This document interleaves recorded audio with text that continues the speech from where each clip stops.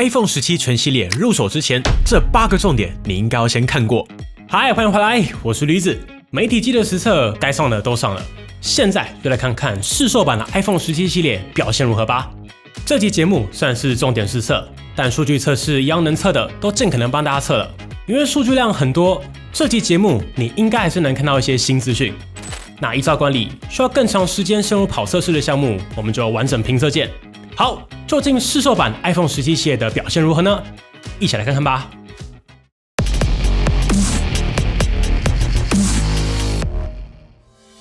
我们这次一样是全系列入手，包括 iPhone 17、17 Pro、17 Pro Max 以及今年全新的 iPhone Air 全部都买，开销真的有点大，还请大家多多支持了。在开始之前，别忘了订阅邦尼，完整实测即将上线。我们直接进入到第一个重点，外观。但是我不讲废话，只讲重点。这次在外观上总共有3大必知重点，我们还是先从外观最亮眼的 iPhone Air 开始讲起。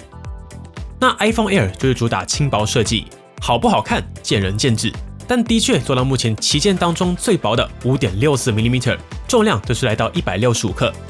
那虽然说我们已经上手过更轻，只有163克，但来到 5.8mm 的 S25 Edge， 以及展开来之下只有 4.2mm 的 Z Fold 7。但你相信我，就算你已经玩过这2台机器，只要你是在意手感的朋友，上手 iPhone Air 还是会感到愉悦的，手感非常舒服。并且苹果高层也不断提到，他们对耐用性有绝对的信心，不会重现 iPhone 6当时的弯曲门。所以单从手感来看， Air 在重量、尺寸、收边的确很舒服，并且因为不能插实体 SIM 卡，只能使用 eSIM， 所以边框也是干干净净，也是今年唯一还采用钛金属的机型。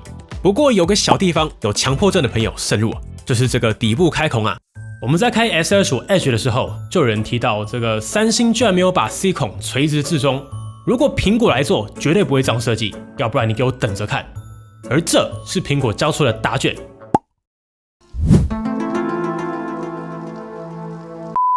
那位朋友，记得回来看这个节目啊。对了 ，Air 因为只有单喇叭设计，所以底部的开孔不是喇叭，而是麦克风哦。但我觉得 iPhone Air 最完美的状态是连 USB-C 都没有，一切采用无线充电、无线传输，期待苹果下一代可以实现。要不然 Air 的这个 C 孔居然只给了 USB 2.0， 也就是只有480 Mbps， 相较起 Pro 版本整整差了20倍。如果你很常有传档需求，不是我要说，还真的有可能无线比有线还快啊。iPhone 17我就不多提了，整机的质感稳定在线，虽然没改，但就是经典的简约、平衡、好看。但因为萤幕来到 6.3 寸，重量也从上一代的170克来到177克。而 Pro 系列这个外观大家都很熟了，我就不赘述。那虽然我在发表会的时候给了 Not Bad 的评价，很多人留言觉得很丑，但我实际上手之后，精致感的确是很够的。所以蓝色版本，我个人依旧维持 Not Bad。可能这种拼接设计，对我这种玩过 Mate 60一体中框，加上 Pixel 经典系列的拼接，这些元素都已经习惯了吧？那 Pro 版本，我实际3个颜色看下来，心中排名应该是蓝色第1，白色第2，橘色，我真的觉得需要一点 power 才能驾驭。金属的部分好看，但下面的橘色超瓷金盾背盖，因为跟金属的色差有点大，某些角度下会略有塑胶感。另外2个颜色就明显好一点。那这边有3点注意。第一，背面的陶瓷玻璃背盖只有 Air 和 Pro 系列独享，标准版一样是常规玻璃背盖。第二，这次的 Pro 版本全面从钛金属改回铝合金，那这个改变从好的地方说，就是铝材的散热能力比钛快了20倍，也是17 Pro 系列峰值效能可以多撑 40% 持久度的原因之一。那从另一面来说，就是钛合金的强度肯定是更好的。但以同样面积的框架来说，如果整个都是钛合金，不止成本更高，加工难度也是非常非常高的。另一个话题是，这么大面积的铝合金要阳极氧化上色的难度其实很高，我想这也是今年没有纯黑版本的原因之一。因为你看 iPhone 7当年那个整片黑色掉漆的灾情，就知道黑色阳极氧化真的不好做。那外观上的最后一个重点，就是这次4款苹果都加上了抗反射镀膜。那我们也实际对比最著名采用康宁抗反射方案之鬼三星 S25 Ultra， 你们觉得谁的表现更好呢？但有个不变的事实是，这个抗反射涂层只要贴上保护贴之后，就众生平等，抗反射效果消失，除非你选择的保护贴有 AR 抗反射设计。那说到涂层，前阵子盛传保护贴会把抗反射涂层粘下来，其实品质好的保护贴真的不太可能，并且要掉的话，也是第一层的疏水疏油 coating 会先下来。不过如果你真的担心的话，依照惯例，我们来帮大家测一款周边。刚拿到 iPhone 17就马上来贴粘性只有20克、不会伤涂层的 iMOS 保护贴。今年 iMOS 最大重点就是跟 iSafe 官方合作的低蓝光保护贴全面升级，并且通过了 UL Solution 的 MCV 行销宣告验证，也就是 UL 担保 iMOS 没有骗人，表现的确有官方标示。那今年 iSafe 合作的低蓝光保护贴上，总共有 iSafe RPF 80以及 iSafe CPF 60两款。RPF 80款主要就是过滤对眼睛危害最大的435到440奈米高能短波蓝光，并且在降低蓝光的同时 ，CCT 偏差也做到500K 以内，尽可能不影响显示效果。而 CPF 60款则是针对 OLED 萤幕研发的产品，主要过滤60%以上480到500奈米蓝光，去降低蓝光对昼夜节律和睡眠的影响，并且这款就有降低反光的 AR 抗反射涂层哦。那除了低蓝光保护贴 ，iMOS 又有招牌的蓝宝石镜头保护贴。GM MagSafe 的两款军规保护壳，这个鬼转绝对是越来越顺了。对了，如果你也已经拿到的朋友，一定要摸摸这次的盒装，不管是机身、镜头，苹果都有做凸起纹理包装，还是非常舒服的。再来，根据朋友提供的各地现场照片，这代背盖如果刮伤会有比较明显的刮痕，现场的斩击目前有点惨烈，所以在意的朋友还是建议装壳。过一阵子也欢迎裸机的朋友回报一下日常使用的状况。最后，这次的 Pro 系列两只也都比上一代更厚更重了一点 ，Pro 204克 ，Pro Max 231克。我觉得下一代苹果的头号大敌就真的是如何减重了，要不然连折叠手机像是215克的 Fold 7或是220克上下的 X Fold 5都比17 Pro Max 的231克还轻了。哦对，有人问拼接设计这块玻璃会不会热胀冷缩被中空挤爆？我观察了一下，应该是不太会的。因为苹果其实有留一点公差，并且仔细看的话，我们这台左右两侧的缝隙甚至不一样宽啊。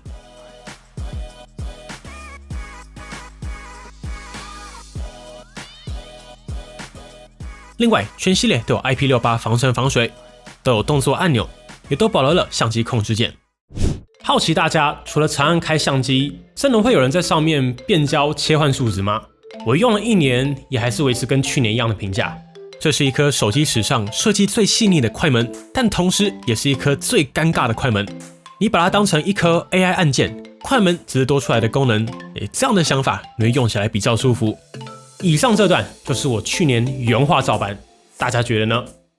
第二个重点，邦联频道的传统就是要来测显示表现。这是 iPhone 17全系列和 Air 不分哪个版本，全部都用上了1000尼特最大亮度、户外3000尼特峰值亮度的 Super Retina XDR 显示器。那总共有3点破天荒。第一，虽然说全萤幕最大1000尼特还是有点失望，但苹果终于把峰值亮度从2000尼特拉到 Android 阵营均标的3000尼特。那什么是峰值呢？简单来说，就是 OLED 萤幕和电压控制的特性，亮度跟显示面积可以说是绑定关系。例如我们这边实测 iPhone 17 Pro Max， 在强光全白萤幕之下是1179尼特，去年是1113尼特，所以其实还是略有提升的。不过对比像是 S25 Ultra、ROG Phone 9 Pro、Find X8 Pro， 甚至是目前万元的三星 A56， 还是有所差距。而所谓的峰值，就是当我们把显示面积调整成4%面积时，就可达到苹果声称的3000尼特，这就是峰值亮度。那今年经过我们实测，3支的全萤幕亮度都可以来到微微突破官标1000尼特，峰值也都可以达到3000尼特上下。而 Air 这边就有点差异了，全白亮度同样可以达到官标的1000尼特，不过在峰值亮度上，即使经过全面散热以及1%、4%、10%的不同面积下，目前最高就是测的2600尼特上下，应该是硬体释放本身的限制了。而在色准表现上呢，我们也拿出这套总价$1万的设备实测，都买了，能测多测。经过邦联团队实测，在 sRGB 色域下，4支的 CCT Delta E 都非常优秀。因为时间有限，色准的数值我们快速看 CCT Delta E， 这个数值越小越好，小于2就是优秀，小于1就是顶级的意思。那经过实测，4支手机通通达到小于2的表现，通通过关。更详细的数据我们完整评测见。第二个破天荒是，这次 Promotion 120Hz 和 Always On 永远显示全系列都下放了，一则以喜，一则以忧。喜的部分是标准版真的是熬出头了，为了祖传60Hz 不换机的朋友，这次终于不会感到心里怪怪的了。而忧的部分就是 Plus 居然没了，要卖给长辈的朋友，这次真的难选了。那关于大家关心的120Hz 实际效果，我们稍微测了一下，这代的滑动阻力即使在 iOS 26之下依旧偏大，还是没能解放到真120Hz， 快速滑动也还是被限制在80fps 上下。所以如果你很习惯 Android 全面解放120Hz， 这代依旧可能会有不跟手的感觉。那最后一个破天荒就是苹果居然在系统加入了一个减缓 PWM 的开关，从摄影机上就能看到，在开启之前 PWM 闪烁的确更明显，而开启之后则明显变慢许多。不过经过我们实测，打开来之后，在灰色低亮度画面之下，的确有肉眼可见的画面劣化。另外一个秘辛是，大家应该很好奇，实际的 PWM 是多少呢？那我们说过，这种可以测量 PWM 的机器都不便宜，那就这么恰巧，我们手上有这组专业的测量设备。看到这里，还请大家多多订阅，帮你，这对我们来说真的很重要。也欢迎你透过 YouTube 的超级感谢，或是加入帮你的频道会员，支持我们制作更多参考价值的实测节目。那在 PWM 上，经过我们实测，无论开启与否，这次两个模式的真实 PWM 频率都是480Hz。好，接下来看第三个重点，充电。这次一样全系列都是 USB-C。好消息是，这代17全系列都从上一代27瓦升级到了40瓦的快充，但要注意 Air 依旧只有20瓦。而坏消息是，目前官方公布的完整协议是需要支援 PD 3.2 AVS， 现阶段你可以买到官方这颗稳定40瓦单孔 USB-C 要价1290的充电器，或是 Google 好像有出一颗。但实际上，经过我们快速测试，其实一般的 PD 充电器在峰值上并没有明显的差异，并且充电速度还是要看完整充电时间才准。因为像去年其实就已经有45瓦协议，峰值37瓦，稳定27瓦，但还需要1小时46分才能完整充满。这个速度比三星20瓦充5000毫安时大概66分钟的速度还要慢上许多，所以这才是为什么大家说充电要实测，不能只看瓦数的原因。那经过我们使用官方40瓦实测，目前 iPhone 17 Pro Max 完整充满时间是88分钟，所以的确是比16 Pro Max 快上许多。总之，完整评测我会带着数据来跟大家分享。另外，17系列的 MagSafe 同样支援20瓦 ，Air 就是20瓦。这台同样支援 C 口反充，我们这边实测 iPhone 17 Pro Max 最高可以输出4瓦左右，瓦数依旧不高，顶多拿来充周边。好，接着看第四个重点，效能。这代迎来了全新的 A19 阵容 ，iPhone 17采用的是 A19 处理器 ，iPhone 17 Pro 系列和 Air 则是采用 A19 Pro 处理器，两颗都是采用台积电3奈米 N3P 制程。那有个重点是，虽然 A19 和 A19 Pro 都是采用全新架构，但设计本身略有不同，不单是核心数量差异，苹果主要还是把好料留给 Pro 系列。另外好消息是，这次除了17标准版是8GB 的记忆体外，其他3款都升级到12GB 的记忆体 ，Pro 版本更是用上了9600高频 LPDDR5X。那在通讯上，最特别的地方，除了 Air 只能用 eSIM 以外 ，Air 还首度用上了苹果自研的 N1 无线晶片，搭配上 C1X 行动通讯晶片。不过先前 C1 虽然表现不足，但在实测上还是会有调度算法跟高通机型有差异的问题。C1X 体感有没有差，我用一阵子再来分享。而 Pro 系列这边则是维持高通通讯晶片方案。如果对通讯很在意或是有疑虑的朋友 ，Pro 版或许还是比较稳当的选择。并且好消息是，目前已经有些朋友收到了繁中的 Apple Intelligence， 虽然并非完整版苹果 AI， 但真的是好消息。那我相信大家关心 A19 系列跟上一代 A18 Pro 比起来的效能表现到底如何？我们还是先来跑基础效能测试。我们这边也特别准备了一支电池健康度100%，并且更新到最新 iOS 26版本的 iPhone 16 Pro Max 进行陪测，并没有电池耗损的问题，所以特别准备了一支近乎全新的机器，大家也比较安心，数据也比较有参考价值。我们首先来看理论 CPU 效能 Geekbench 6， 可以看到 iPhone 17 Pro 的确迎来了大升级，单核居然来到将近3900分大关，多核也来到破万。这个表现，我觉得就算是即将登场的高通新一代旗舰 8 Elite Gen 5， 或是发哥的天玑9500，都需要非常用力去追，算是苹果的拿手强项。但在多核上就是相对预期表现，对高通、发哥两家来说应该是有望超车。而在 GPU 部分，我们同样测 SunnyMark Real Live Stream， 可以看到17和17 Pro Max 的 GPU 终于迎来了曙光。在2代 GPU 力不从心后，这代终于追上 Android 旗舰阵营。接下来就看高通和发哥的发挥如何了。另外，我们实测在最新的 SunnyMark 光追测试 Solar Bay Extreme 当中 ，A19 Pro 居然拿下2108分，相当起上一代再次大幅提升。你现在应该知道为什么我们在懒人包的时候要特别把第2代 Dynamic Caching 拿出来讲了吧？这才是苹果发表会真正的内行人隐藏重点。虽然说这在游戏测试当中并无法看出差异，但至少苹果把这个代际提升拉到正常幅度。接下来就等这个串载 GPU 的运算单元可以在 AI 上大展身手了。第6个重点，好，我们知道 A19 和 A19 Pro 有感提升，那发热状况呢？并且这代17 Pro 系列居然还破天荒的加入了 VC 均温板，又换成了铝合金中框，都是为了散热铺路。那散热堆得足，对一般人来说有什么好处呢？一，效能更持久，不会只是下载个档案，边滑手机就开始过热变卡。第二，游戏帧数肯定会更稳更持久。那对一般人来说，最重要的是充电速度、快充瓦数、录影时间、降频上限，这些因为过去节热能力差就能保守限制的设定，这次都有明显放宽。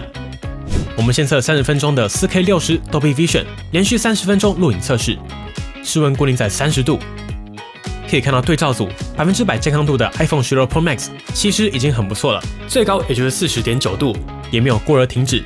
但你看16 Pro Max 的温度明显更集中在上半部主板的位置，而你看17 Pro Max 这边，明显热量有成功分散到整个机身，温度控制也来得更低。最后，游戏测试、续航测试、完整的充电测试解析，我们都会在完整评测中更新给大家。第7个重点，我们来快速过一下相机规格。17同样维持在 1.56 分之一寸的主镜头，然后升级成 2.55 分之一寸，具有微距功能的超广角。而我觉得最可惜的是，只有一颗镜头的 Air 居然用的是 1.56 分之一寸的主镜头。你只有一颗就算了，人家三星好歹塞了 1.3 分之一寸2亿主镜头，还有超广角。我觉得 Air 没有超广角或许可以原谅，但连主镜头都是次定位的 sensor， 这就真的有点可惜啦。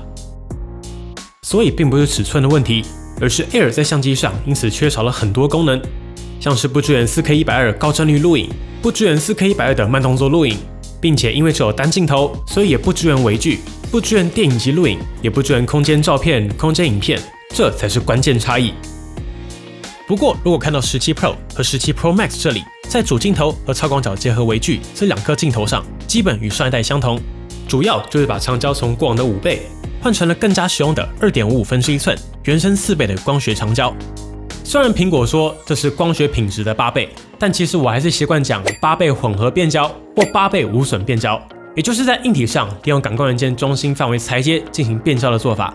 但之所以会说是混合，是光靠硬体不够，现在手机普遍都有补偿算法，所以当系统进行8倍截取之后，还会以8倍当下的画面重新运算进行细节补偿。如果你是拍文字的话，也就是所谓的 AI 猜字大赛。那很多人可能不知道或是忘了，苹果其实从13、14开始就一直有画面预测的演算法，例如我们在 iPhone 14 Pro 推出的当时就有实测。你看85度 C， 苹果算成了接近65度，然后前面的我的乐活生活馆，这个的就变成了一朵云，蛮有趣的吧？那这也是为什么8倍之下你去放大，通常会比4倍裁切后再去放大来得更好。其实更大比例是 AI 算法的介入。那这种可以4合1、8合1、16合1像素的高画素感光元件，其实不是什么新技术，也有超级多种玩法。大概在2018前后被 Android 手机大量采用，像 Sony 感光元件的 Quad Bayer， 或是三星感光元件的 ISOCELL， 都是这种阵列转换玩法的技术。比如说三星在光线充足之下，就用2亿画素加 AI 预测超采，而在低光之下，则做到16合1，去合并多个像素，做到更高的进光量。甚至也有手机厂透过你在手晃动的时候像素位移，去预测更精准的细节和色彩等等做法。而其中一个常见的玩法就是苹果的无损变焦啦。我也快速提供几个长焦让大家参考。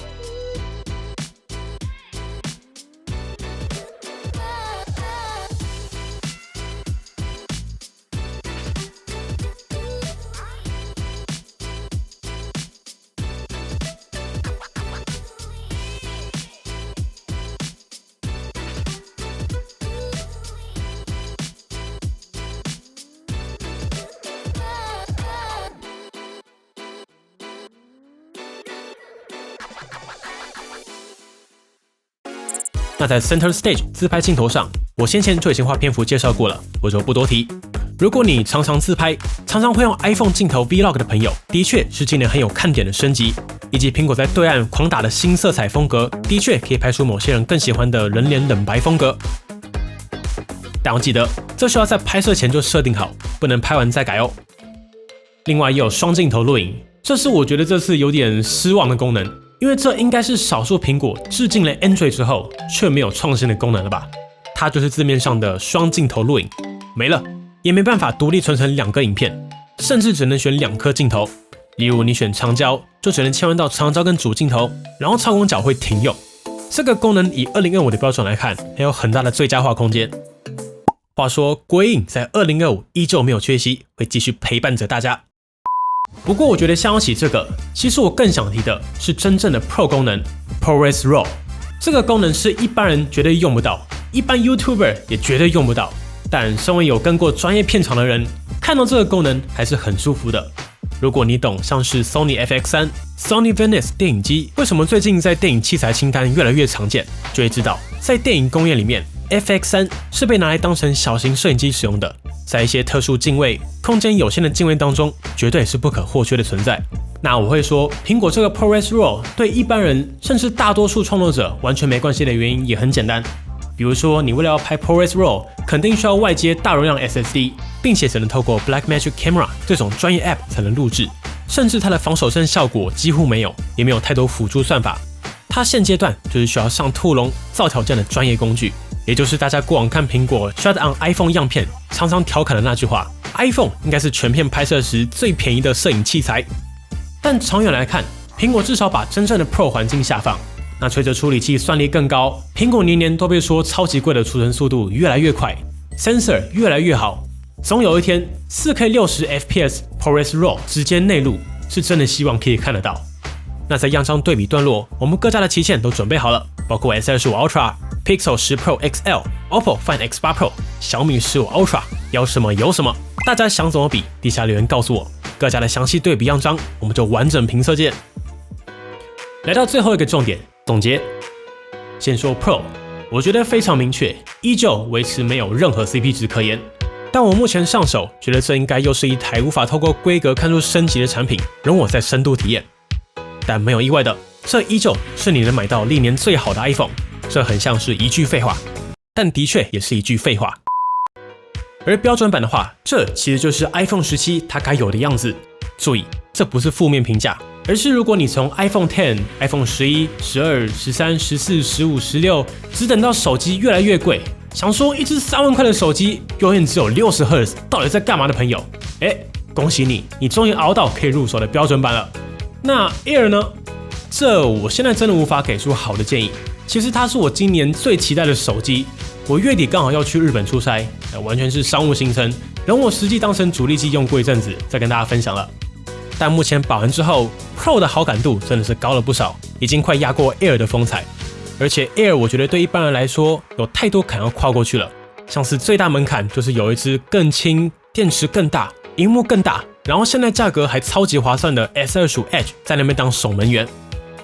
那如果不看 Edge 的话 ，Air 本身的一颗镜头、单喇叭，价格略高，只有 eSIM。那只有 eSIM， 这其实不是问题。问题是台湾电信商对 eSIM 很不友善。第一次或许 eSIM 免费，没有减免的话，你手机维修换备用机要300，换回来再300，再换新机再300。那300没差的朋友一定有，但其实最伤的是要到门市申办的时间。Air 电量不够，你可以用行动电源嘛。但如果手机突然坏掉，要换备用机，不可能有行动电源啊。还是期待台湾的 eSIM 环境可以越来越友善。好了，本期节目就先到这边，感谢大家看到这里。节目制作不易，还请大家多多支持了，也欢迎透过加入频道会员或是 YouTube 的超级感谢按钮，赞助我们，分成更多有参考价值的实色节目。有任何问题，也欢迎大家底下留言啦。我是驴子，那我们就下次再见喽。如果喜欢本期的节目，不要忘记订阅邦尼，并且打开小铃铛，及时收到我们最新的评测通知。当然，你也可以在 Facebook 邦尼 AI 小助理、Instagram 以及 Line@ 找到我们。如果还有其他问题，别忘了底下留言。那我们就下期影片再见喽。